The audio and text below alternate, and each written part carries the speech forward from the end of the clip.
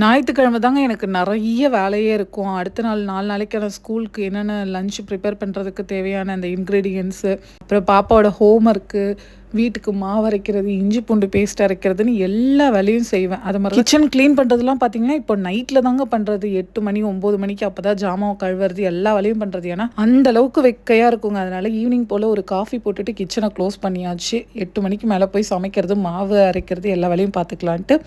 பாப்பாவுக்கு வந்து ஹோம்வொர்க் எல்லாத்தையும் சொல்லிக் குடுத்துட்டு, அரபிக் தான் கொஞ்சம் தள்ளு முள்ளு ஆடுது. எப்படியோ சொல்லிக் குடுக்குறேன். ட்ரான்ஸ்லேட்டர்லலாம் போட்டு. மில்லட் தோசைக்கு மாவு ஊற வச்சிருந்தேன். கடலை, பச்சை பருப்பு, அப்புறம் நெறைய வெள்ள பருப்பு, பீன்ஸு அது இதுன்னு நெறைய ஊற வச்சிருந்தேன். எல்லாத்தையும் போட்டு மாவரைச்சு வச்சுட்டு, சப்பாத்தியும், சன்னாவும் பண்ணியிருந்தேன். காலையில பாப்பாவுக்கு என்ன பிரேக்ஃபாஸ்ட்டு பார்த்தீங்கன்னா, சிக்கன் மக்ரோனி பண்ணி குடுத்துருந்தேன். இந்த ப்ரக்கோலி அதெல்லாம் போட்டு. இன்னைக்கு பார்த்தீங்கன்னா, என்னோட ஃபேவரைட் பூரான் சடைய தான் போட்டு பாப்பாவ ஸ்கூலுக்கு அனுப்பியிருந்தேன்.